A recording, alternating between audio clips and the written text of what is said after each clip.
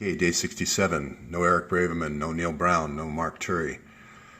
Someone did contact me and said they heard from Neil Brown, but he has not messaged me, and I'd love to talk to him and run and ask me anything with him or a Reddit session with him. But the key question I asked yesterday is, did Neil Brown and Eric Braverman know that Hillary was contracting through the Clinton Foundation to hire the Muslim Brotherhood to take the Stingers and knock out Gaddafi's jets and planes with help of a mercenary army of Delta Force, and then with that same mercenary army fire off sarin gas into the populated centers of Syria, using them as human shields and as a kind of a sex trafficking source of young children. That's a pretty damning series of connections, but if you watch this series, you're going to see kind of this orgy of evidence that, yes, that's exactly what happened. So the key question is, did they know? And if you also establish a pattern or a modus operandi of an organization, you're going to see down below that this Otpor organization that Hillary was working with way back in Syria, and I'm not talking about Bill, I'm talking about Hillary, was working with Otpor to destabilize Yugoslavia, to break up Yugoslavia into Bosnia, Herzegovina, Kosovo, Croatia, all the Montenegro, all the different split-ups for the NATO generals. So she's been working this with the NATO generals for 20 years. This idea of disrupt and then bring in NATO for order. You can watch yesterday's issue for that. Today I'm going to ask the question, could you use that same methodology to create a shadow government in the United States and to create 4 years of protests like she's done with the Soros protests, and use Stinger missiles around sanctuary cities like San Francisco, Portland, Seattle, Los Angeles, Chicago? So that's the next question. And also, you can't rule out sarin gas. There's $1 billion worth of sarin gas that was discovered in Aleppo. So you don't know where that is now. So again, the question I ask is, putting a social justice face, has that ever happened before with the Clinton Foundation, and then it turned out to be just below the surface, a whole bunch of nasty things were happening? And again, it's a morality play in a sense, because we don't know if they knew. But again, we're going to go to Haiti for the first example, 2010, before any of this other stuff with Libya and Syria happens. And you got the previous director of IHRC, which is this money funnel from the State Department that we're going to funnel all the money through, as well as donations. And she's on the Staten Island ferry about ready to drive off because of all the conflicts about the money coming in and people fighting over the money. And now Braverman's going to come in as McKinsey to kind of save the day as she is grappling with these moral questions. So I'm gonna get to that in 1 second. I'm gonna go to the social justice face, but I just want to say social justice now versus real justice. And I'm going to show the difference. And what happened yesterday is real justice. Real justice is going to a judge, and this is Judge Stephen Williams, and saying, you know those 55,000 emails that we got from Hillary and the 30,000 she didn't produce? Well, you know what? The State Department and the National Archives need to come up with those 30,000. You just didn't try hard enough. So yesterday, this judge said, you need to produce those emails. And this is how we're going to unwind everything. As I've always said throughout this whole series, if we get the emails, we're going to unwind everything. And I gave him a little donation. You can go on to Judicial Watch and give him a little. Every time I see a good piece of news, I give him some money. And he's got a new book called Clean House. This is Tom Fitton. You're going to see this over and over again. You're going to see Tom Fitton with the IRS. You're going to see Tom Fitton with the Fast and Furious, Tom Fitton with all the Huma servers and the Hillary servers.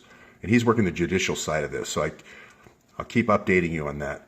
This, I'm just going to say, is real justice. This is the danger of, this is IHRC again. This is Eric Braverman. And this is Jeff Skoll, founder of eBay. He's the guy who made the movie about the dolphins being hit in the cove and all that. So it's a social justice face, but what is it a face for? Well, we showed in previous episodes that it's really a front for this CCC, which is an oil pipeline builder, and this Petrofac, which is a pipeline architect. And we showed how Hillary used her checkbook with USAID, and Braverman wrote the proposals at World Bank, as McKinsey on behalf of World Bank, to build in all this infrastructure for where Bill had a factory and so forth, and where Hillary's brother had a gold mine, connecting those kind of two up. And this group also, in addition to building roads and pipelines, also builds luxury hotels. So we talked about the hotels that may have been built in just across the border in Dominican Republic. So again, the dangers of a pretty social justice face in front of really the reality here is we're going to use State Department funds to do all this development and get a whole bunch of contracts so we don't have to actually pay for them. And then we're going to, privately take advantage of this. Well, we developed out CCC, and that CCC is not just taking advantage of this system in Haiti. We successfully exposed them as the people running the false human rights organization in Syria. And I tied that directly to CCC on the backs of great journalism by RT and Ava Bartlett. And we also tied him to the fact that CCC and Petrofac go around the world bidding together, all over the world, for these oil plays. To this oil billionaire, who's the funding the PR campaign for the White Helmets, the ones that are doing the trafficking of the kids to Saudi Arabia, Qatar, and AUE.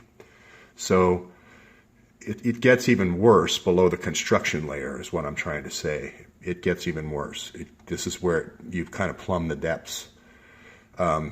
Not only is this guy who's supposedly doing human rights doing the oil, but then we have the white helmets, and that's where I'm saying we're going down into the bouges. We start talking about white helmets. Now, social justice face. I've said before I predicted Neil Brown will be president one day, and he's a Rhodes Scholar. This is a video you can go. I got the links down below. You can see, and you can just see him being groomed in the image of Bill Clinton as a Rhodes Scholar. And also, this is much the same way Obama was groomed. And you get this folksy backstory. I grew up in Iowa. I was on, I-65 high school, Chicken Coop 6, a town called Hope, all that sort of folksy backstory. But I'm going to say right now that he's got ties. I'm not saying he grew up with, but I'm saying he has ties to Tampa Bay PolitiFact. PolitiFact is the longtime Clinton friend that they come out with the pants on fire stuff, which is basically they rate Bill as the most honest person ever and Hillary as the second most honest person ever. People don't realize that pants on fire is a Bill Clinton prop. Even though I love Bill Clinton, except the rape, it is a fake news, and they come out with a thing every year called fake news. A lie of the year, I'm sorry. And they gave fake news the lie of the year this year. So it's just kind of like piling hypocrisy. But anyway, you're going to find, I'm not saying that he grew up with Neil Brown. Very careful to make that distinction. I'm just saying there's a genetic connection to Neil Brown. And I'm going to leave that out there for right now. But for you researchers, this is going to become important. The White House... Obama's staying in the White House, and he just bought an 8-room mansion, and with 10 cars garage. He's not leaving the White House. They're setting up. You'll see an author in the notes below, Ed Klein, talking about them setting up a shadow government. And basically, this is going to be like the British system, where you have this backbenchers, and every time Trump says something, you're going to have a team come out and say, well, here's why it's wrong with the economy, or here's what's wrong what he said about the environment, or this or that, labor, or whatever. I'm predicting one of those people that's in that room is Neil Brown. And another one that may be in that room is going to be basically Eric Braverman. And that will be, these two guys I predict will be in that White House, or in that residence. It's going to be basically a shadow White House. And you can read more about it down below. I know seems like a wild prediction, but I'm just making it right now. The danger of the friendly social justice face is it can be put on an Army of Northern Virginia, which I talked about yesterday, which is this potential to overthrow, literally overthrow the government. I'm not saying in actual fact, I'm just saying you can have an insurgency go on for 4 years where you're politically using the police powers of the FBI to destroy competitors and other political figures all along the way. And I've shown in other episodes where this pattern started all the way back with the FBI and Bill Clinton with the enemies of the impeachment. And I've developed the idea of Hillary having an enemies list all along the way and destroying political rivals all along the way. Here I talked yesterday about the quid pro quo, using, police powers or using the powers of looking the other way to be promoted all the way to second in the FBI. And I talked about using other agencies, like people who ran my Secret Service detail when Bill Clinton was in the White House, to use that as an insurgency team that can go into houses at night. They're called prowler teams. And, they have a way they can do it while you're even in the house. They can gas the house and then they can go in while you're in the house. So now you have this kind of almost a Secret Service capability, along with the electronic intercept and agents. And you put again, America is confused because they see this great social justice face, but it's really underlying this. And that's the danger to our democracy. And why do I say that? And so I'm pitting these emails, the openness of these emails as real justice versus this over here, which is social justice, which is not real justice. It's kind of like a sham justice, a prop-up justice. And why do I say that? Well, all these actions by those people are not, McCabe is not acting in terms of justice.